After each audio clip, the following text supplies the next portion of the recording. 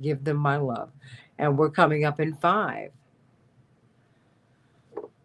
Hey, everybody. Welcome, welcome, welcome to the Santita Jackson Show here on AM 950 Radio, the voice of progressive Minnesota. I want you to meet me here on the Santita Jackson Show YouTube channel. Let's talk about where the DNC is going to go. Are they going to go with their people in the progressive direction, or are they going to go in another direction? I mean, I think we need to have a meeting to find out, an emergency public meeting. That is what Roots Action is calling for, and I'm with them on this. What are we doing here? We need to know. We need to know. We need to know. One thing you can give to the Republicans, and I am not that, but they didn't like Donald Trump, Sam Rosenthal. They did not like him, but you know what they did? They said, we're going to go with this because he's got the people and we need the votes. And more than that, we have an agenda. And so what we want him to do is help us to enact it. So what we're going to do is, we'll just go with this. We'll hold our nose and vote. I heard more people on that side of the aisles. I've got friends everywhere. They said that. They said we will hold our nose and vote because he's going to get this ball, anti-DEI, anti-affirmative action, privatizing Medicare, Medicaid, Social Security, Post Office, giving giveaways to the billionaires, all of that. Well, I don't like him, but he's going to get it done. See, Democrats don't do that.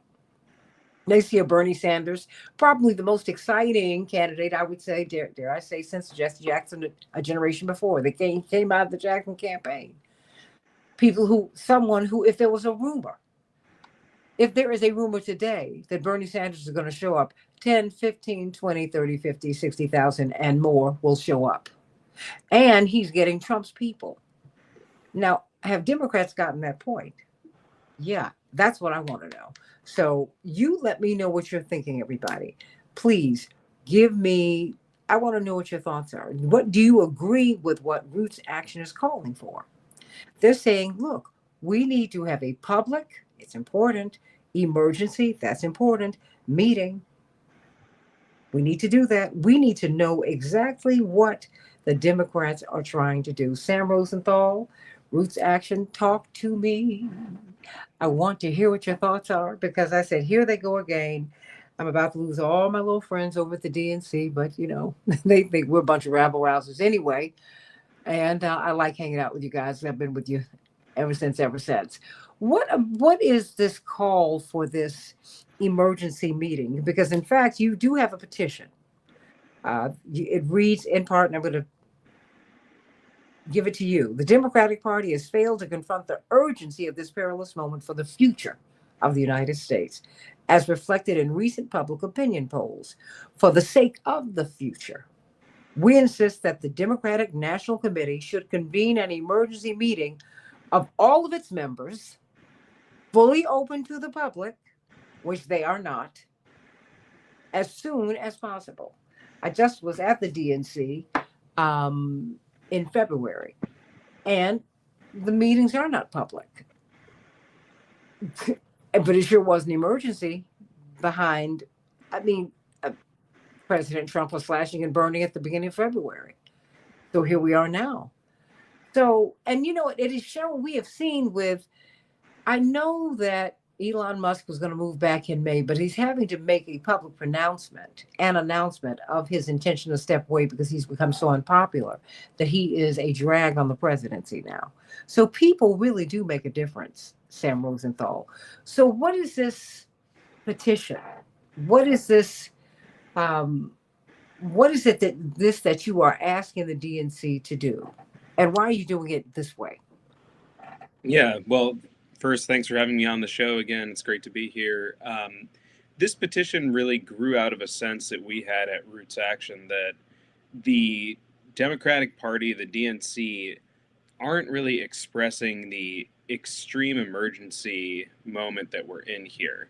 That there's a sense among constituents of the party, voters, activists in the streets, as you say, that we're in a crisis moment in this country, and we're in uncharted territory. We're seeing things that I don't think any of us ever imagined we'd see in terms of destruction of civil liberties, persecution of political enemies. It's really something that calls back to the McCarthy era, maybe even farther back than that, but it's a very dangerous time. And so, what we're saying is to the party, to Democrats, we want to see a coordinated strategy and we want input on it. We, the voters, the constituents, we want input on the strategy. Right now, it seems like the Democratic Party is sort of content to do business as usual. We had Chuck Schumer, a few weeks ago, maybe a month ago now, very publicly giving up his leverage in the budget fight with Republicans. And he said at the time, oh, well, we're going to wait until Donald Trump is a little bit more weakened, until we really take him on, until we really fight back, effectively saying we'll give him enough rope. And then, once he's done the damage to himself, that's when we'll strike. It's too relaxed an attitude for us, I think. There's too much of a laid back, business as usual approach. We want to see urgency. We want to see a plan. We want to see a plan that's put into action. And right now, there isn't a lot of evidence that the party is doing that. So that's what this call is about. It's saying to the DNC, you're the organization that's tasked with brand building, party strategy, aligning the Democratic Party, messaging for the party. We want an emergency meeting. We can't wait until your next scheduled meeting, which is late summer. We need a meeting now. So that's what this call is about. That's what the petition is about. Well, why don't you want to wait until the summer? I mean, we're in the spring. Why an emergency? Why is now? Why is this an emergency? Why now? Why are you calling for this right now? It's just what I'm saying. It's the total lack of urgency. I mean, we've seen what Donald Trump and Elon Musk and everyone else has gotten up to in just a couple of months. The end of the summer means that Donald Trump will have effectively doubled his time in office by that point. Can we really take 100% more of the type of damage that he's done to this country already with zero pushback from the so-called opposition party? That's why we're saying that this is an urgent crisis. It's a moment that needs to be met now. We can't have a sort of typical consultant class type strategy where we wait until we think there's a strategic opening, until there's a narrative opening to pick up. We need a full frontal attack against Trumpism, against this encroaching authoritarianism, because we don't know what the country will look like in 3 months and 4 months if we just sit back and wait for, when the Democratic leadership decides, oh, this is a good time now, we think we have an opening and we can strike. We need urgent action, and we need the Democrats to channel the energy that's in the streets right now. People are getting out there. There's a lot of activity from the grassroots. We want the party to embrace that activity instead of shunning it, instead of hiding from the constituents, hiding from voters, or telling people, you all don't understand what's going on behind the curtain. We have a sense of what's happening, and once you see what moves we're going to make, it will all make sense to you. No one wants to wait for that. We want urgency right now. Do you think it's important for the people also to see how the DNC works and what the DNC looks like? I mean, because it's really a proper noun to us. We don't know who is in the DNC. I mean, we just know some people ran, and it was presented to us on the news who the new chair and the vice chairs would be. We don't know them. Right. And I think that's part of the disconnect, Sam Rosenthal, because there was a moment, and I must say it was in the 80s when you had the Jackson campaigns, they brought activists in. And, Norman Solomon and Jeff Cohen will tell you that because they were part of that brigade. It was their generation that did that. That's not what's happening now. When I was at the DNC, I saw a few, one or two old activists, but for the most part, you saw a lot of professional people. I don't have a problem with that, but that's not your base. Most Right. Americans don't have degrees. Most Americans don't make more than $85, $90, $100,000 a year. Most Americans don't. And I was just saying, what is this? And maybe seeing them in action and seeing who's in the DNC. Maybe that would be helpful. You think? Absolutely. it's an organization that has a lot of control over the direction of the party. And even though, as you're saying, your average normal Democratic voter isn't privy to what's going on inside the DNC most of the time, but they see the outcomes. They see how, someone ends up coming out of a primary cycle, or someone goes through a primary with no challengers, a Democratic primary. Someone ends up, up on stage in front of voters. A lot of that has to do with things that are happening at the DNC level, decisions about resource allocation, about whom to support, who looks like they'd be a good representative of the party. They're very subjective questions, and a lot of that decision making and determination goes on at the DNC. But nevertheless, it's something that you really don't see voters engaging with on a day-to-day basis, and that's by design, I think. These are folks who have a lot of power. It's centralized in the hands of a very small group of people, and they don't really want activists coming in and mucking around and saying, well, what if you did it this way, or what if you looked at this person instead? They like to keep the lid on. They like to run business as usual. They don't want a lot of tumult or chaos. And it's not necessarily that we want to bring a lot of chaos to the proceedings, but we want to bring some liveliness. We want to, as you say, inject some activism. There's a lot of energy in the activist class right now. People are energized. They're fired up. They want to defeat Trumpism, but they're barred from a lot of the decision-making groups within the Democratic Party. And so that's one of the reasons it's a call for a public meeting. We think that there should be a lot more transparency, less opacity about what's happening at an organization that has a huge amount of influence in this country and within the Democratic Party.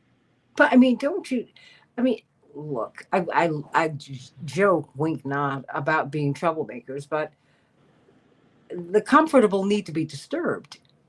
The fact is, people are frightened. People are now, they don't have a lot of money to spend, but that which they have to spend, they're not spending.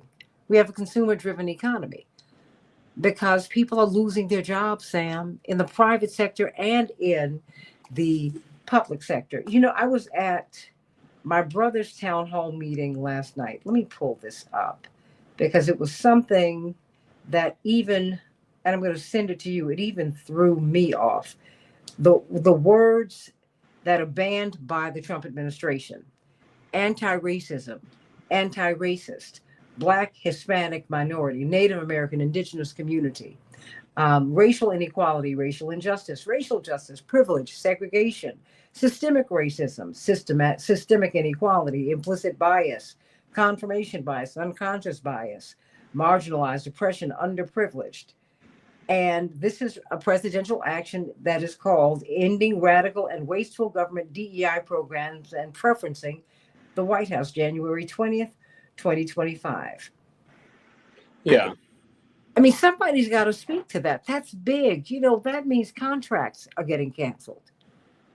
The only people that was not imposed upon whites who were seeking government contracts.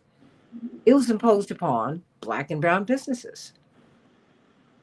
So there's a lot to be active about, to really, really get, to have a voter registration drive, to have voter registration drives.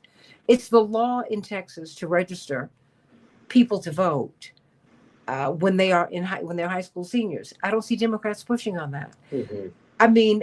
They will be without Sheila Jackson Lee and Sylvester Turner's seat will be unfilled for 9 months, Sam. Mm-hmm. I don't see as a talking point with the Democrats, hey, give me my vote. Give me my seat. Right. Now you see they're going after Jasmine Crockett. Mm-hmm. I think we do. It is an emergency. I think we do need a meeting. Yeah. Are you getting any pushback? Because remember, Roots Action, you little troublemakers, you said 2.5 years ago, President Biden, you're a transitional figure. You've done a great job. Thank you for your 50 plus years of service. Now what you need to do is step back. This is November 2022. You said you need to step back because we knew he was struggling then. And what did they do? Roots Action was excoriated for it. You're blaspheming. You're blaspheming him.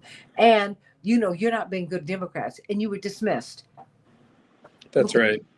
And beyond that, Yeah, I think there was a sense within the party that this is not a serious conversation. This is not how we do things here. We don't call openly for the sitting president to step down, to not run for another term. This is the leader of the party. But what we were saying was what was evident, Donald Trump talks about common sense all the time, common sense when he's really making off the wall claims. But we thought it was common sense at the time. It was evident to voters that President Biden probably wasn't prepared for another term in office. And there are a lot of different reasons we said that he shouldn't seek another term, not just having to do with his age, having to do with lots of things. But it was clear to lots of voters who were turning on their TVs that this was not someone who was going to energize the base, who was going to pull a lot of voters towards him. And the party treated us like we were marginal figures, we were being absurd and ridiculous. This was an unserious claim. Lo and behold, now you can, go to your favorite consultant in the Democratic Party, the person making the highest salary, and say, do you think Biden should have run for re-election? They'll say, no, that was probably a bad idea. People who 2 or 3 years ago thought that this was the worst thing anyone had ever said. It was heresy. It was a trespass against everything that the party holds dear. So I think that sometimes when the party is anxious or nervous about its position, it becomes very hostile, not towards, the Republican Party, towards rightism, but hostile towards activists within its own ranks, the people who historically have pushed the party to make the right choices, pushed the party during lots of eras of social unrest, of civil activism in this country, have moved the party in a more progressive direction and gained them voters and constituents in that process. But nevertheless, they're still very hostile to that change, year after year. And so this is another call from us, from the left of the party, to say, look, we need an open meeting. We need to hear from the base, and we need to respond to what the base is saying. What the base is saying is every day this government is being torn apart. Every day civil liberties are being degraded. Every day they're rewriting history, as you say. This is an administration that wants to rewrite history such that there was never racism in this country. There was never inequality in this country. Everyone has always had an equal chance. Things that we know are ridiculous, that we know are false claims. But nevertheless, they're trying to encode it into our education system, into the DNA of the country. They want, when Donald Trump is out of office, whenever that is, they want a radically reimagined, reconstituted country that I think will be not recognizable unless there's pushback. If the Democrats do not pay attention once again, what do you foresee? I mean, because we're going into 2026, we're already here. And while the gaps were narrowed, I think it was in the 1st and 6th congressional districts in Florida, they still were not closed, but they were narrowed significantly by, they cut, Donald Trump's lead, at least at this moment, in half. Okay, good. But I still don't see a full-on embrace of what Bernie Sanders and AOC are doing. They're the ones who they've tapped into the zeitgeist. It's the spirit of the times. That's where they are. They're not really looking at these town hall meetings. I'm like, you all really, I still see people who don't see, who don't hear, who are not paying attention to their constituents. And to me, that's very dangerous, Sam. Yeah. I think that Democrats right now are looking at those elections in Florida. They're looking at the Supreme Court election in Wisconsin, and they're feeling a renewed sense of confidence, that maybe the midterms will be really good for the party. But that makes me really anxious if that's their analysis, because it's a tiny sample size. These were all special elections that just happened in really off election time. So it's a small group of voters. We don't really know what's going to happen. But beyond that, I think that this is the kind of complacency the party gets into. We saw this in the midterms where, in 2022, Democrats were expecting this big wipeout. It wasn't as bad as they thought it would be. In fact, it was much better than they thought it would be. And it inspired this false sense of confidence that, oh, well, okay, heading into the presidential election, the party's actually doing much better than we thought it was. So everything's going to be fine.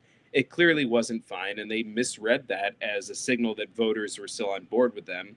Whereas voters were really, you had individual representatives outperforming Joe Biden, but voters are really unhappy with the direction the country was heading in.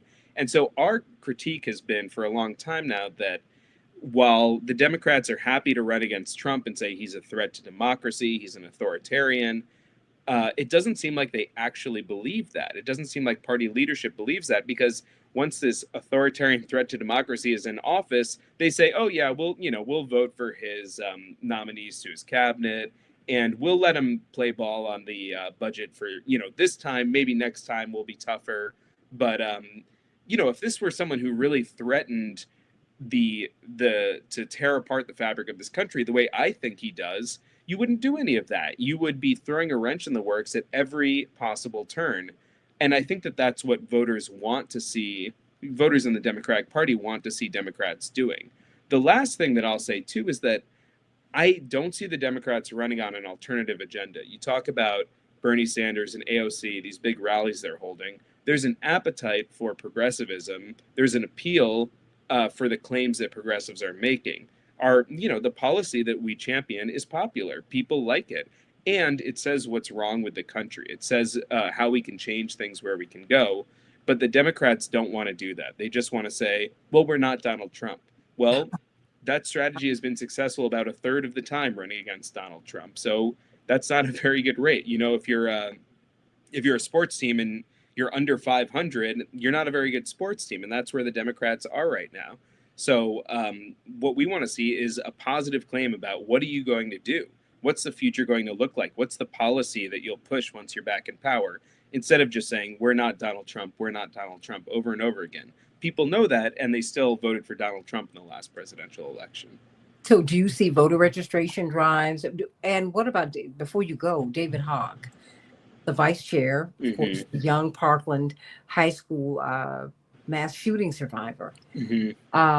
He's pulling together a $20 million fund to go after Democrats, not Nancy Pelosi, not Clyburn, not the establishment, but others. What do you make of that? I think it's an interesting effort. We're all for competitive primaries. We think that's how you get real dialogue within the party about what are the policies we're pushing. We're completely opposed to rubber stamp primaries. And you see how aggressively the DNC is pushing back against David Hogg now. They're really unhappy about this. They've basically given him a public ultimatum. Either you stop doing this or you resign your position in the DNC. So you can see how well they tolerate dissension, they tolerate debate. I think it's a good effort. I think what we want to see is beyond focusing just on age, we want to focus on politics and policy. We want progressive candidates. I don't care as much whether they're 70 or they're 35. Yeah. Of course, I think, folks probably shouldn't be holding office into their 80s, 90s, as many are right now. I hope that when I'm that age, I'm sitting on a beach somewhere if I'm still alive. I wouldn't like to be in Congress, but I think that we want to focus on policy. We want to see folks who are pushing Medicare for all, who are pushing affordable housing, who say, yes, there's, inequality in this country, and it's good to tackle it on the basis of gender, sexual identity, race. That's something that the government should be working to ameliorate. That's not something we should be ignoring. So that's what we want to see in office, not just, younger folks. There are lots of great younger folks running for office, some not so great. I want to see the ones who have good progressive politics.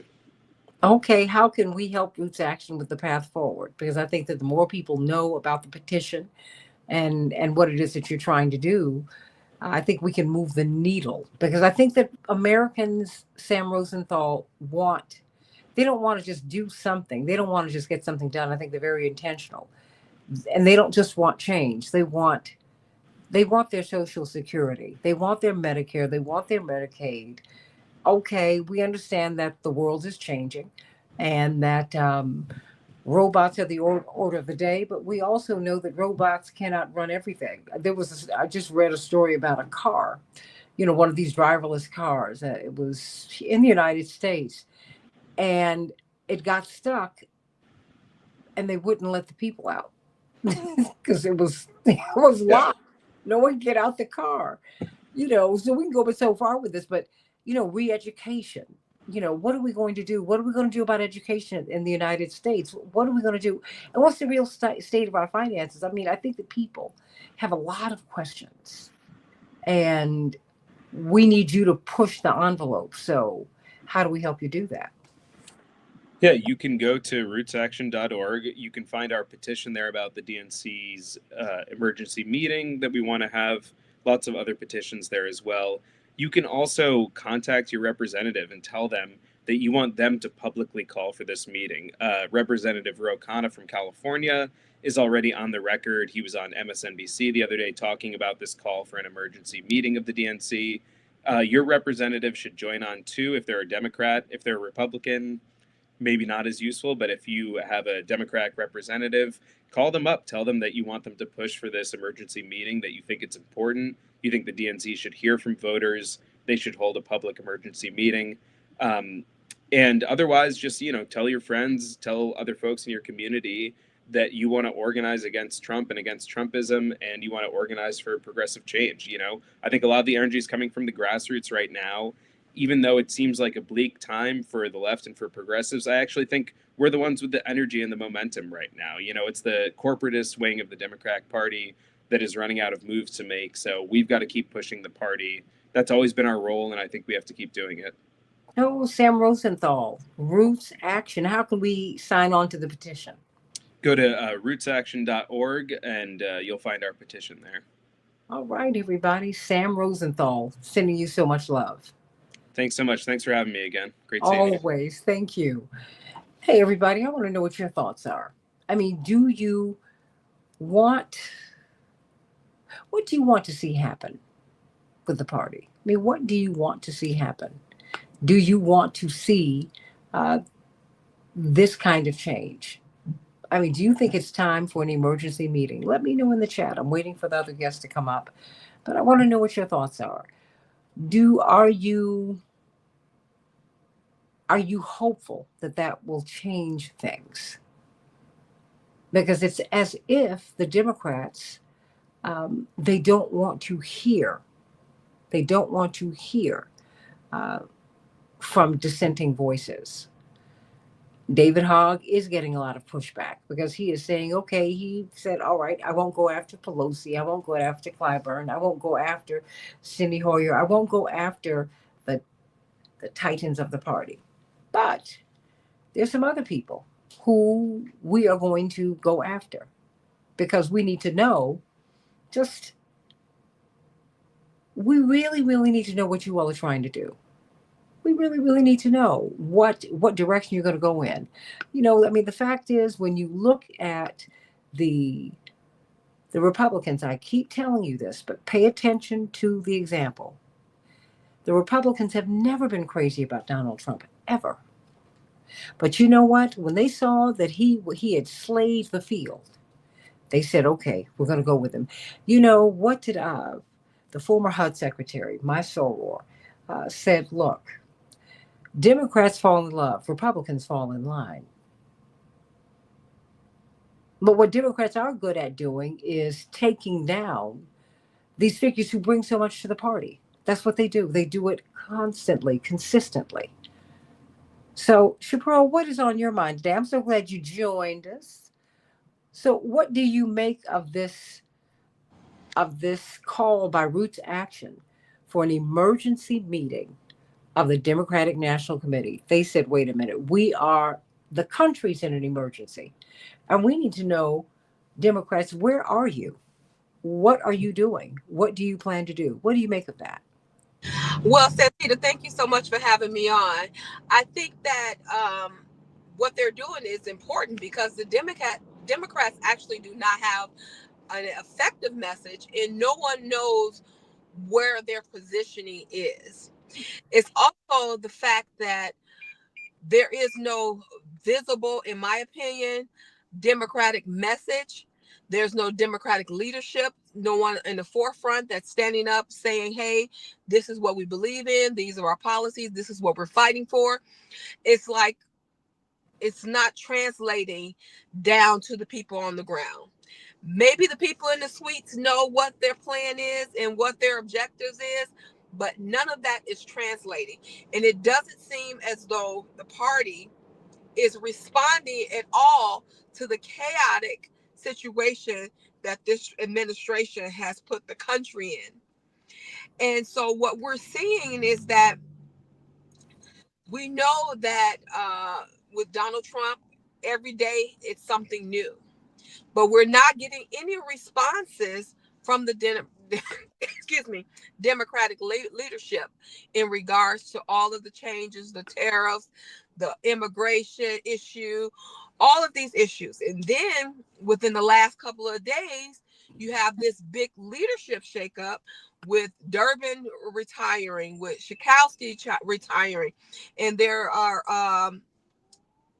word on the street that other people are planning on retiring too. So who are going to fill these spots? We know that, Representative Sheila Jackson Lee's seat is still on hold. So these changes that have to be made, we need to make sure that we're positioning ourselves in a position of power. It seems like we're always, as Democrats, on the responsive end and not actually on the trying to put forth a new plan, a new agenda, something that is going to excite the base. Because when I think about all that Donald Trump has done in his less than 100 days of being reelected, I'm like, he still got a good approval rating that's higher than the Democrats.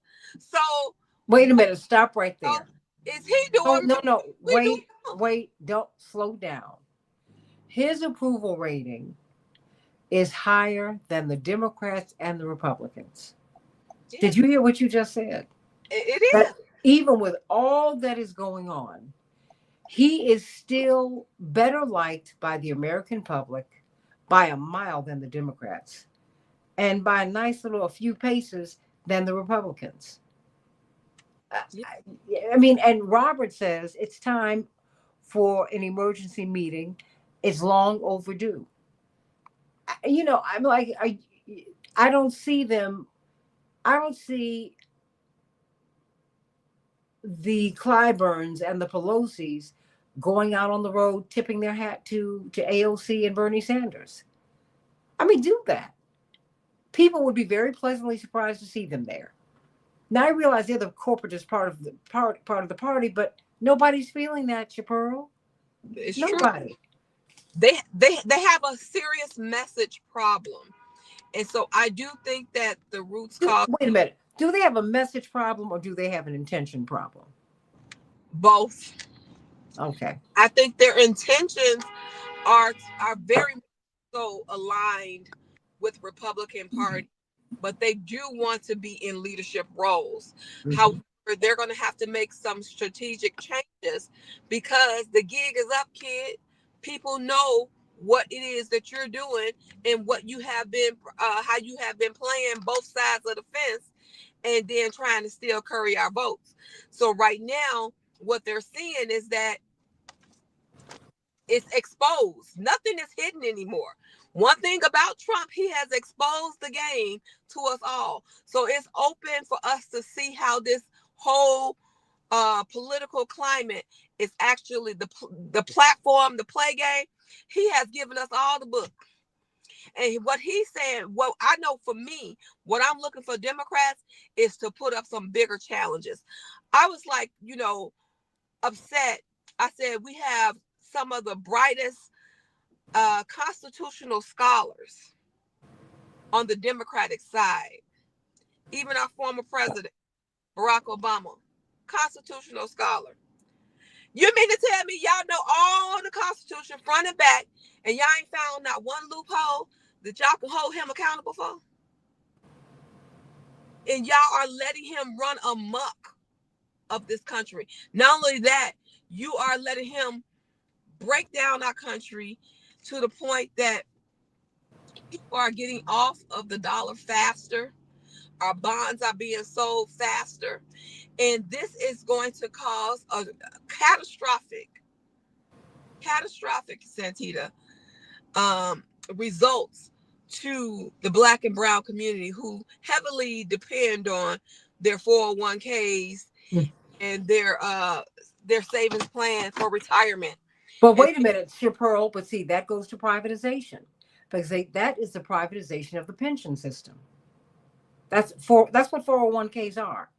You used to be able to just pay into your pension system and you could depend upon it. But no, you got privatization. So Wall Street took our money, and we would have bet on them. They were getting they've gotten all the money from it, Dr. LaShawn Latrice. And now guess what? The money's gone. In the meantime, the world is de-dollarizing. It is. Because it's a multipolar world now. And America has also accrued a good many enemies.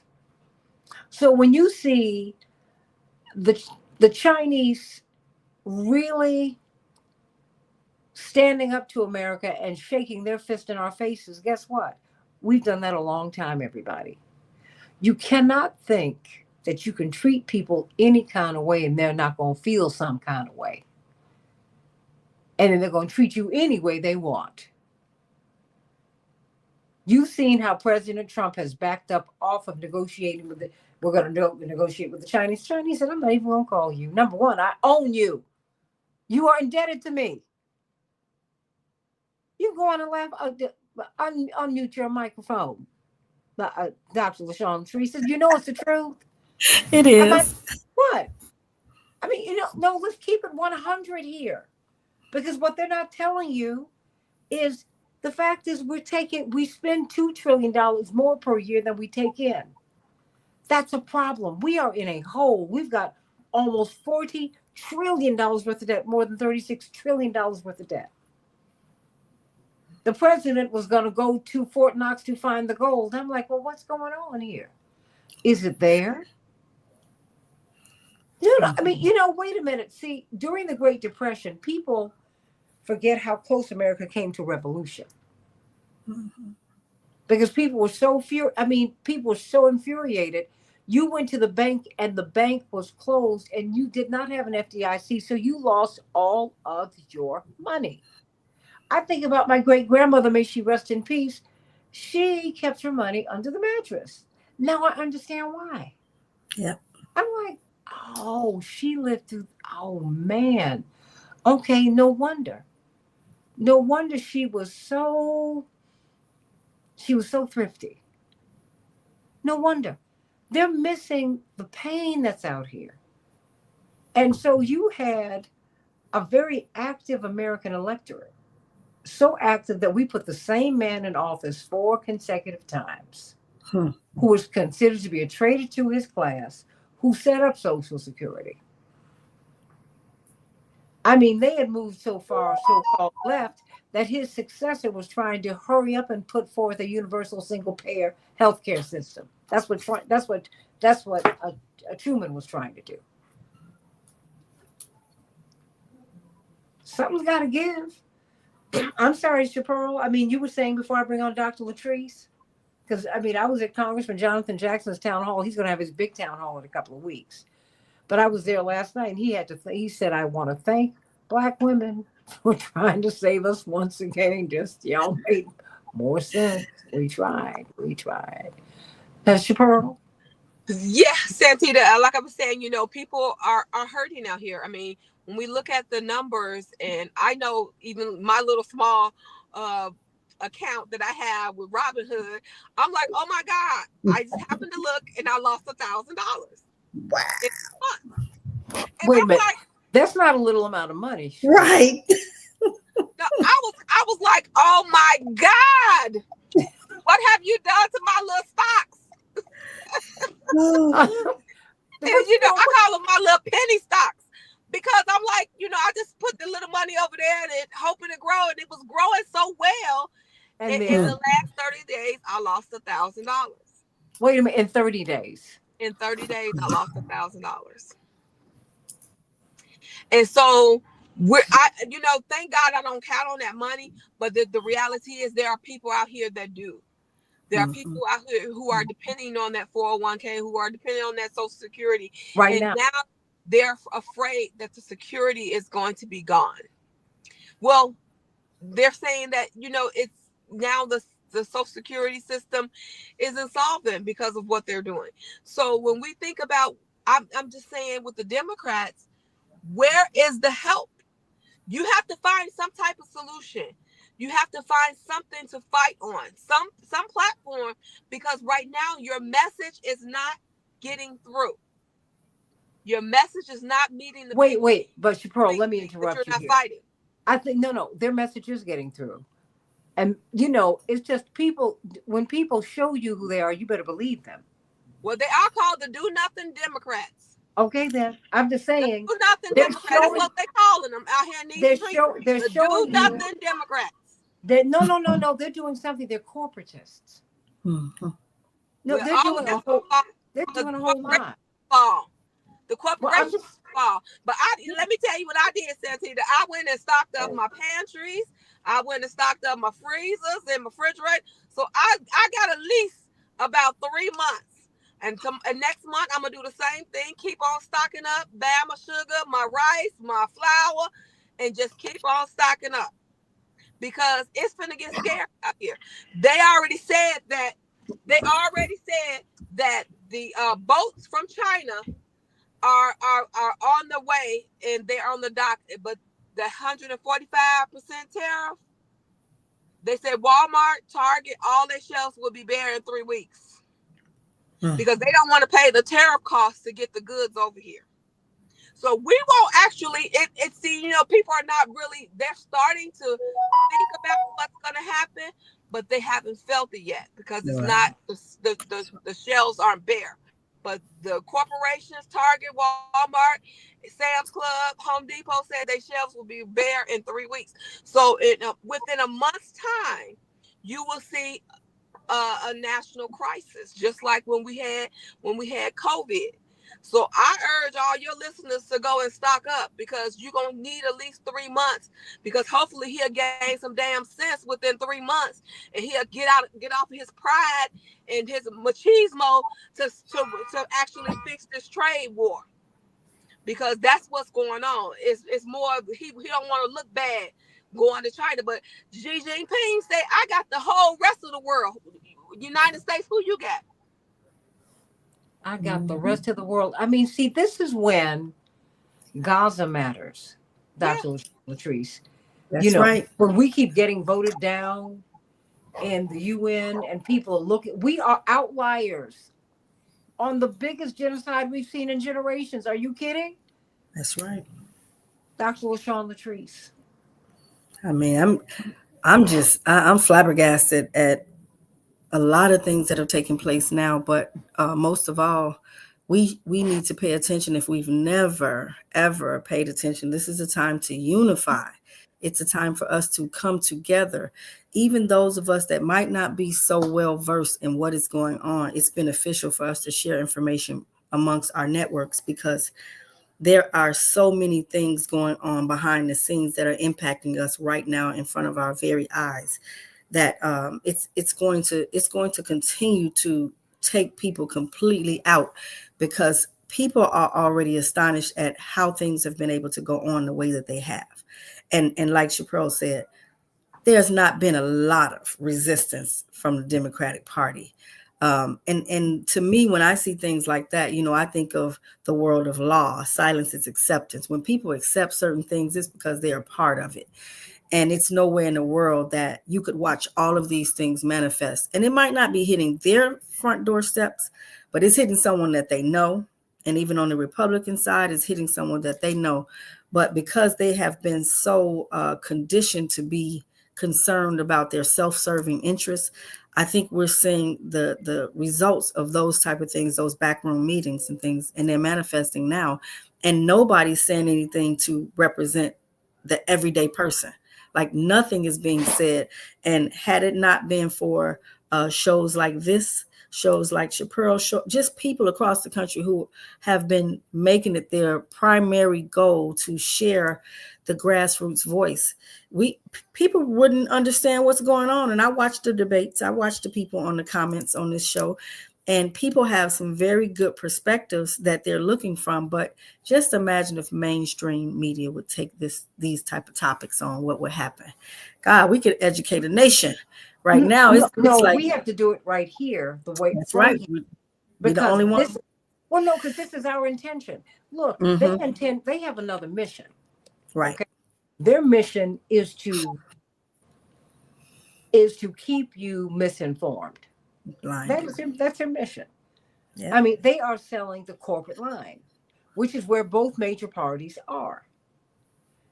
But the both major parties are not where the people are. They're not meeting the needs of the people. No. And in time, you're going to see that.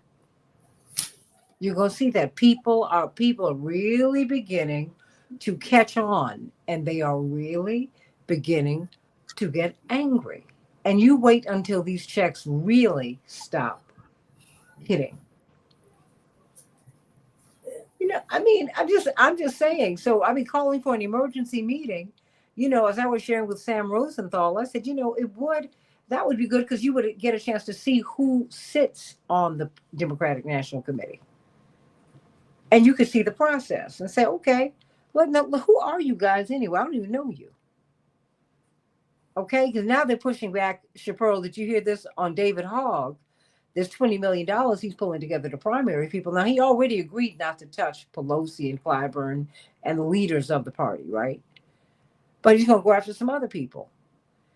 And so now they have asked him, they said, okay, if you don't stop doing this, we want you to resign.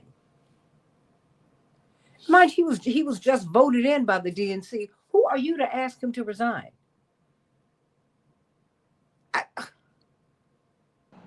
Well, if they ask him to resign, Santita, he's gonna get more support from the people on the ground, because the reality is that they want to silence him.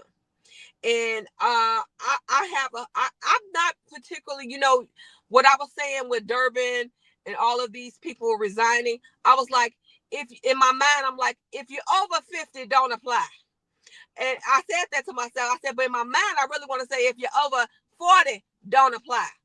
Not because that, I'm not saying that people are incompetent because they're older or what have you, because I know that there are some people who I would love to have, like your brother, would love for him to be in take Durbin's place and as a senator, because I know he's going to work for me. And I don't want it to, and I think that what David Hogg is trying to say is that he's trying to match the energy of this Republican Party, because when they put him in, they said, we can mold you and make you what we want you to be, but we want you to be in there for a long term. So they start at 30, like the press secretary, she's 27. This her first job. How in the hell she get that job? Well, wait a minute. Look at JD Vance. Is JD Vance 40? I don't think so. I mean, they brought in a whole new generation in on them. And we sitting up here with people who I said yesterday, I said the Democrats, the Republicans get people that they can put in for decades, and Democrats select people that are one day away from wearing Depends. This is what we doing. Sorry. But it's the truth. Where is that mute button?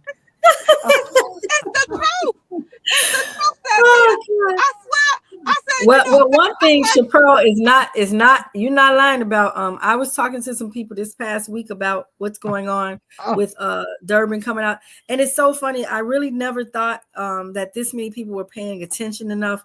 I got a lot of text messages the other day, and I would love to hear your opinion about these people that are running, that are thinking about running, and what you think about these candidates. And I said, and I had to throw that Rahm Emanuel thing in there. I said, yeah, we're not even going to talk about Rahm Emanuel, 16 shots and a cover up. And I said that like in a text to a few people, but people really are saying they don't want any older candidates. I got that from like 5 people. I don't want anybody running that's over 60. And, just like, think about it. Now, these people who are saying this are up there in age too, but they feel like at a certain point, it's almost like a brick against the wall when they're gonna hit a certain point where people are gonna start questioning their the validity of whoever the candidate is because of their age. But I think that's they should presidential stuff. Yeah, they me should too. not, because let me tell you something. By the issue, these people listen to corporate media. They lie. Mm-hmm. Everybody knew that the issue with Biden was the fact that it was clear that there was a cognitive disconnect. You're a psychologist. You know this better than anybody on this panel. You understand. This is your business. You understand neurology. I mean, so wait a minute. I'm not trying to throw old people out because every young person doesn't make sense. That's My right. mother said you want to have someone who's old enough to have made mistakes and to have rectified them. Yes. That comes with time. That's 35 was someone who was middle-aged 250 years ago. Yeah. Because you needed to have, they had lived, they had married, they had children. In all likelihood, in the 1700s, they had also maybe lost a child or two or three. So they dealt with death, they dealt with life, they dealt with a whole lot of things, and life was not easy. They didn't have the conveniences that we have. So you want someone who's mature. I don't want some 21-year-old. No, you don't know enough. Your back's not been against the wall in terms of your finances. You have no idea what you're talking about. 40, you're beginning to get it. 50, you have a few miles under your belt. And you need people of different ages. Right. Don't take Maxine Waters out. Get someone up under her who can learn from her. Yes. No. There's some people I need to learn from. I want to know how it is. Maxine Waters is from Southern Illinois, from a sundown town. A sundown town where Black people had to be indoors at dusk. How did she get from there to becoming a teacher, getting married, having children? She and her husband divorced. She had to take care of her children. And she kept on going. How'd she get to be one of the most popular and most powerful women in people in American politics? Would you tell me how you did that, Maxine? I don't want to throw her out. No, I want Barbara Lee. Where are you? I know you're 75, but I'm glad you're going to be mayor of Oakland.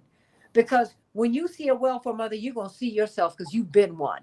That's when I met her 40 plus years ago when she was in our campaign. I want some people like that. What I don't want, don't you remember the debate in June? When even Donald Trump looked at Biden and went, what is going on here? Don't you remember that look he had on his face? Yeah, everybody's laughing about all the things I've been saying over the past couple of days. I know you all think I'm crazy. But he looked at him like, I can't say. I mean, and I felt everybody felt horrible. And you saw him look at him like, oh my gosh. First of all, I know in his own mind, he was wondering, why did they let this man out here like this? This is terrible. And this is frightening. Like, wait a minute. What is going on here? And I don't know if you're in something like that, you don't know what is going on. And if they would let him do this, what will my people do to me? It's your job to protect the golden goose. They did not do that night. Ruth's action had been asking him to not run for 2 years. Well, okay, look at where we are now. And did he help Kamala? No, he didn't. He's still warm about losing. Right. Girl, please. All I'm saying is this. We do need an emergency meeting. We just don't want Chappelle to be there because I don't know what she's going to say. Easy peasy. Girl, I don't know what she's going to say there. And Thalia says they should listen to Hogg. They are not appealing. They're not engaging. Too many people, they are turnoffs. You're right. Thank you, easy peasy. Thank you, girl. And Caroline, stop it, Robert. I just read what he said. I have to block you, Robert. I'm just kidding. I'm not gonna block you. But you know what? I tell you what, she got a lot of nerve, this press secretary, and she is being trained. So she has a good 40, 50, 60 years. Democrats aren't doing that. Whenever they always, instead of going with Bernie and the people he could have brought in, they've tried to push him to the margins. I saw him do it to Reverend. That's what they always do. They snatch defeat from the jaws of victory. You get two of the most exciting candidates we've seen in 2 consecutive generations. And instead of going with it, you try to bury them. What? Did I not tell the truth? Telling the truth. I'm not talking about my daddy, y'all, because my daddy, that's a personal relationship. I'm talking about people, someone who has registered more people to vote than anyone in the history of the republic. That is fact. Hmm. And y'all can't figure that out. You got Bernie Sanders. If there is a rumor that man is going to be somewhere, 50,000 people are going to show up. Yep. You don't have anybody on your roster who can do that. And you want to run around with Liz Cheney? Mm. No. And you want to act like you don't have that, like you can't afford not to have an emergency meeting. You better have an emergency meeting. You got a governor in Texas who is not going to fill a seat for 9 months. You need to vote. And Shapiro, Dr. Latrice, I don't see a Democrat talking about that unfilled seat down in Texas. And now you see it going after Jasmine Crockett. Right. Ooh, okay, look, y'all. I got a couple of minutes left here, so I'm going to give them to y'all. It's a lot for me. Okay, Dr. Latrice, go on. And don't examine my face. I was one of those people that said, when I saw how vocal Jasmine Crockett had become, she's always been vocal, but in the midst of the quietness, her voice became louder. Yeah. And I was saying, I sure hope that they don't begin to target her, because it does not seem like the party backs up people when they become targets. It doesn't seem like no, they back up some people. that's what I was just ready to correct. These people, because I think about, Cori Bush, and it's like people who have a real distinct voice and a huge impact, they're less likely to back them up. So I know that every once in a while, unless you're corporatist, right? Yep, you have to fit into that box. And if you fit into that box, then it's gonna have free reign. But when you don't fit in that box, they're hands off, And the bad part is that for every person that's out there selling a dream, telling a lie, there's 1 or 2 people sprinkled in there that's kicking a whole lot of facts out. And those are the people that they're saying, let's zero in on them. Let's stop them from talking, because if people get a hold of what they're saying, or they're listening, and we don't want people to listen to them, or we're going to start targeting them. But I think that those of us who are on the grassroots level, we should form alliances to become stronger behind people like that, especially since we don't have much of a presence of those who are really pushing forth, representing the people, who say they represent the people, but then their actions are completely opposite. I think it's not enough people that's telling the truth to the politicians that are just holding space. And at this point, I just think, until we, like you said, have our meetings, let's have some network meetings amongst ourselves. Let's get together. Let's invite people out. But people feel frustrated, and they feel like they need to have a place to share their frustrations, to learn what they can do to make a difference, and how they can get things turned around, because we didn't get here overnight, but it's going to take a while to dig ourselves out of this. It's not going to be something that happens overnight. Shapiro, you want to unmute? Okay. I think, Santita, that the meeting is a good idea. Can you hear me? Oh yeah, got you. Can you hear me? I got you. We hear you. Okay, sorry. I think that the meeting is a good idea. And I think that this is something that needs to happen. But I hope that it has a benefit, because a lot of times they have these town hall meetings and nothing comes of it. There's no solution. There's no detail. So we need a plan. We need a plan on how to address the issues that are in front of every American today. We need to be able to address this immigration issue. We need to address this migrant crisis. We need to address the unemployment issue that's coming, because when these unemployment numbers come next month, it's going to be a stark difference.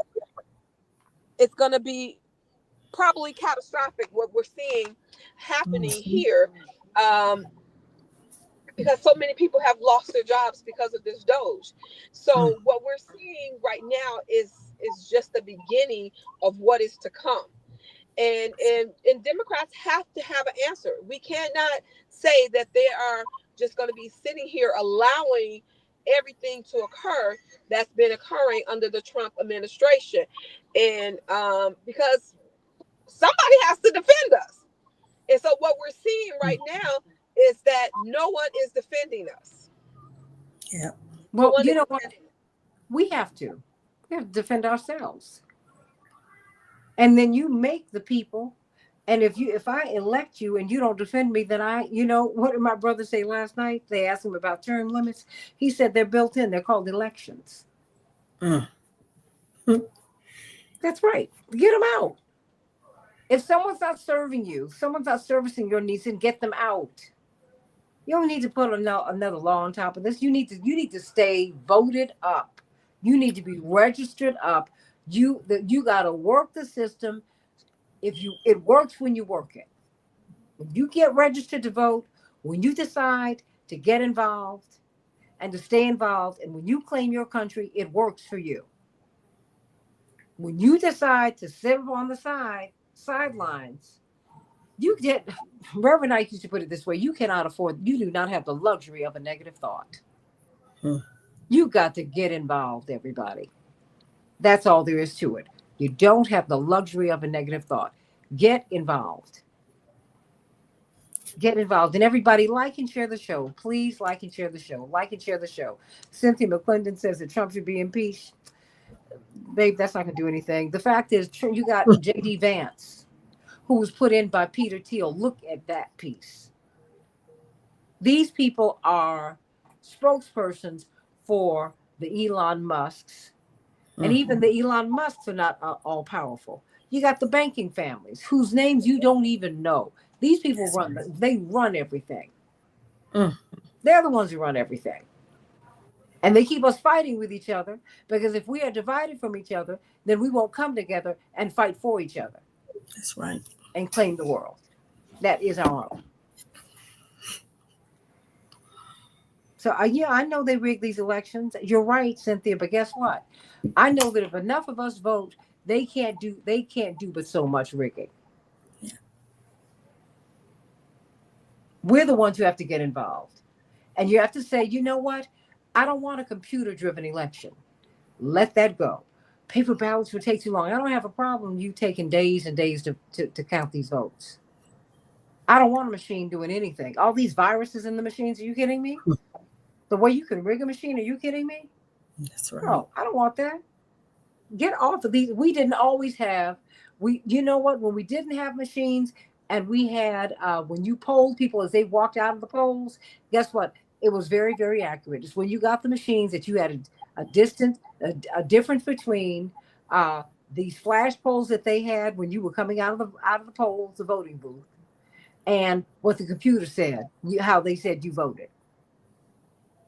Now, come on, everybody, wake up, everybody, wake up, everybody, wake up. So, Chaparral, you know I love you. You know I love you, Dr. Latrice. Love you too. Love you, Chaparral. We got a lot to do, everybody. We have a lot to do. We have a lot of work to do. What you want to say, Chaparral? Go on and say something. You know what you got to say. Bye.